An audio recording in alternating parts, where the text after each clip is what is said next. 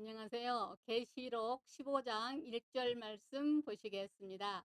또 하늘에 크고 이상한 다른 이적을 보매 일곱 천사가 일곱 재앙을 가졌으니 곧 마지막 재앙이라. 하나님의 진노가 이것으로 마치리로다. 이 시간은 다섯 가지 기적이라는 주제로 말씀을 드리고자 합니다.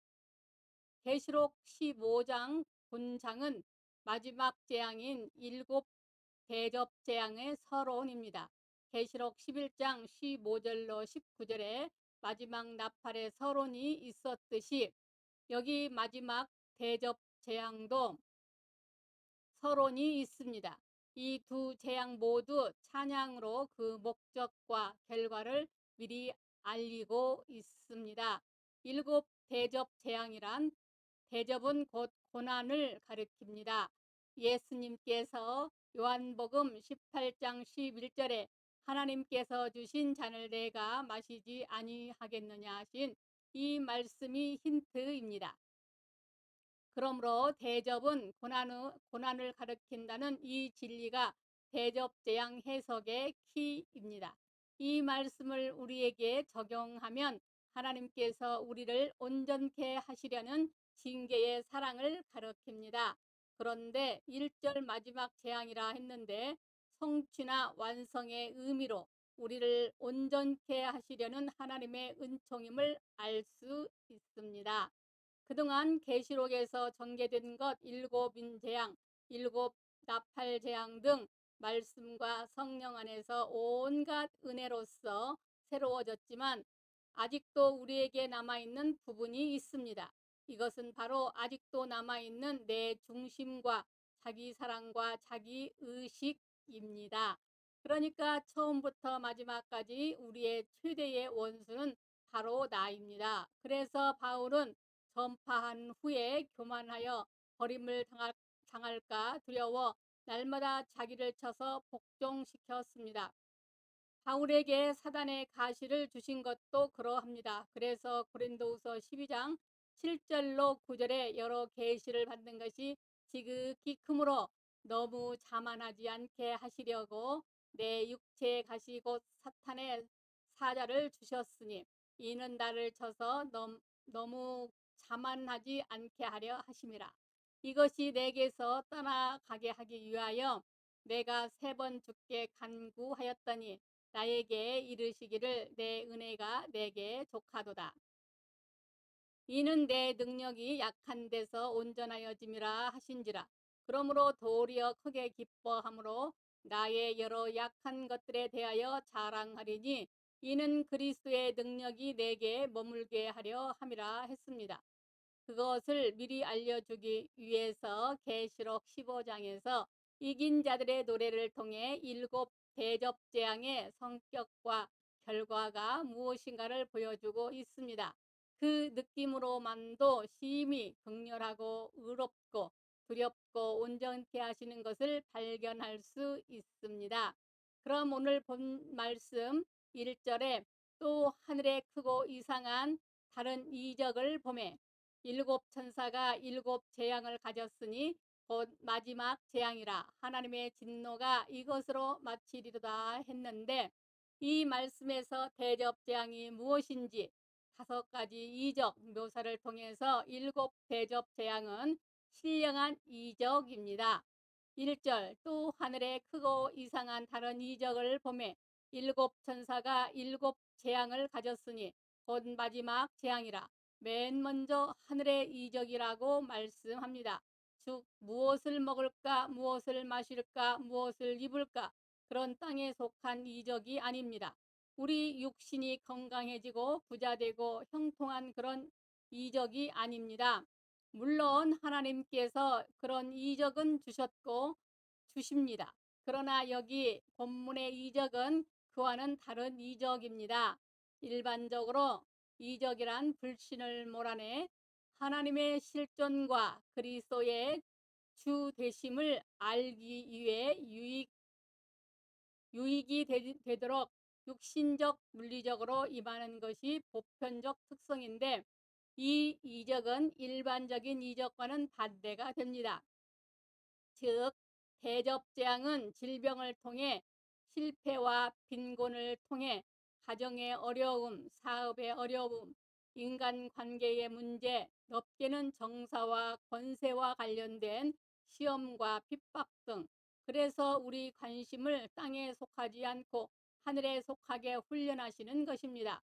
두 번째 큰 이적이라 했습니다. 또 하늘에 크고 이상한 다른 이적 대접재앙에 대해서 두 번째로 가르쳐 주시는 이적은 큰 이적이란 것입니다. 큰 이적이란 해와 달이 멈췄던 아모리와의 전쟁과 같은 이적이니, 홍해가 갈라지던 모세의 이적보다 더 큰 이적이 있습니다. 성경에 나타난 가장 큰 이적은 그리스도에 관한 이적입니다. 즉 구약의 가장 큰 이적은 그리스도의 성육신이요, 신약의 가장 큰 기적은 그리스도의 죽으심과 부활입니다. 즉 구약의 수많은 이적도 그리스도의 성육신을 위한 것이었고, 신약의 모든 이적도 결국 그리스도를 증거하기 위해서 존재했기 때문입니다. 그런데 이 이적과 깊은 관련이 있는 또 다른 큰 이적이 있는데, 그것은 다름 아닌 그리스도를 닮게 되는 큰 이적입니다. 죄인이 그리스도를 닮는다는 것은 분명 놀라운 이적입니다. 그리스도를 닮으면 하나님의 기쁨은 하늘에서 회개할 것이 없는 의인 99을 인하여 기뻐하는 것보다 더합니다. 나아가 예수님의 고난에 동참함을 기뻐할 수 있다면 그는 하늘에서 지극히 큰 자로 인정을 받게 됩니다. 그래서 마태복음 20장 20절로 23절에 그때의 세베대의 아들의 어머니가 그 아들들을 데리고 예수께 와서 절하며 무엇을 구하니, 예수께서 이르시되 무엇을 원하느냐 이르시되 나의 이 두 아들을 주의 나라에서 하나는 주의 우편에 하나는 주의 좌편에 앉게 명하소서. 예수께서 대답하여 이르시되 너희는 너희가 구하는 것을 알지 못하는도다. 내가 마시려는 잔을 너희가 마실 수 있느냐.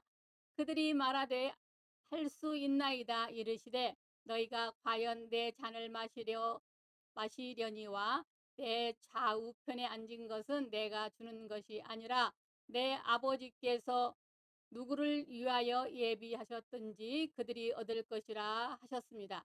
누가 가장 큰지는 아버지께서 측정하시겠지만 가장 크게 되는 원리만큼은 예수님께서 분명히 가르쳐 주셨습니다. 주님과 함께 고난에 동참하는 것입니다. 그러므로 일곱 대접 재앙은 바로 우리를 이런 예수님 닮은 큰 사람으로 만들어주는 큰 은혜를 말씀한 것입니다.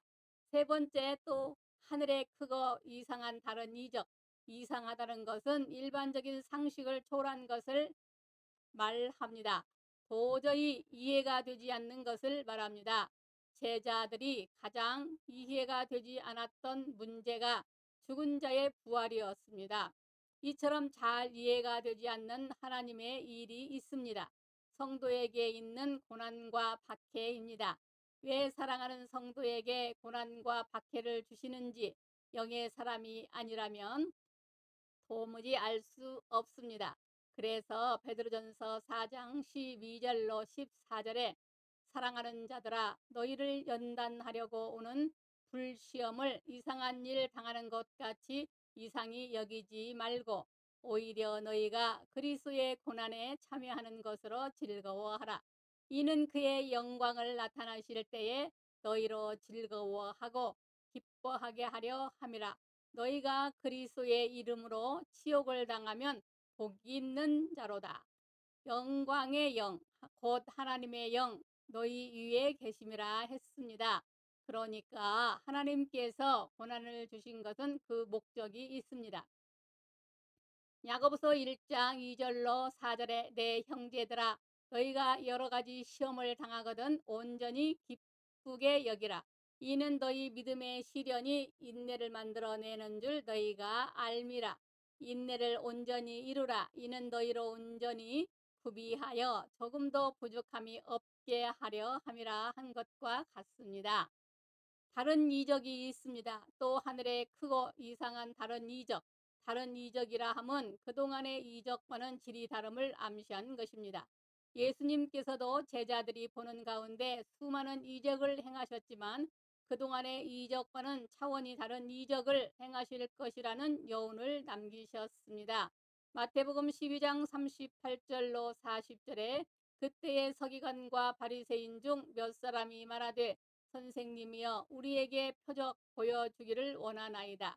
예수께서 대답하여 이르시되 악하고 음란한 세대가 표적을 구하나 선지자 요나의 표적밖에는 보일 표적이 없느니라. 요나가 밤낮 사흘 동안 큰 물고기 뱃속에 들어간 것 같이 인자도 밤낮 사흘 동안 땅속에 있으리라. 바로 이런 이적을 말합니다. 그러니까 우리에게 적용하면 온전히 죽는 이적입니다. 주님처럼 온전히 죽지만 다시 살아나는 이적입니다. 가장 시험 들게 하는 것은 하나님 경외함의 부족입니다. 영적인 게으름이 실패를 부릅니다. 그리고 교만입니다. 그러므로 섰다 하는 자는 넘어질까 조심해야 합니다. 그러므로 죽으면 죽으리라는 믿음 가지고 나아갔던 다니엘과 세 친구와 같이 성화의 방편을 목숨 걸고 계속하고 바울처럼 다 이루지 못했다는 마음으로 최선을 다해야 합니다. 하나님을 경외함에 게을러지면 하늘의 별과 태양처럼 빛나도 누구든지 떨어지게 됩니다. 그러므로 대접재앙은 하나님의 은혜로 내가 온전히 죽는 은혜입니다. 다섯 번째 마지막 이적입니다. 본 마지막 재앙이라 하나님의 진노가 이것을 마치리로다.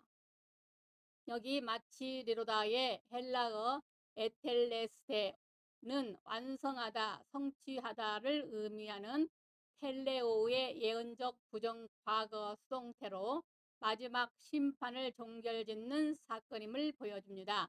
그러므로 이 마지막 재앙이란 목적의 성취와 완성의 의미가 있습니다. 그리고 마지막이란 시작이 있었다는 것이고 시작이 있었으니 과정이 있었고 과정이 있었으니 끝이 있습니다. 그러므로 마지막 재앙이란 완전한 은혜이기도 합니다.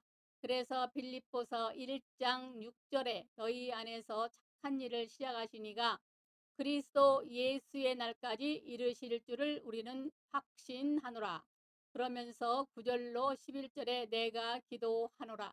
너희 사랑을 지식과 모든 총명으로 점점 더 풍성하게 하사 너희로 지극히 선한 것을 분별하며 또 진실하여 허물 없이 그리스도의 날까지 이르고 예수 그리스도로 말미암아 의의 열매가 가득하여 하나님의 영광과 찬송이 되기를 원하노라고 축복합니다.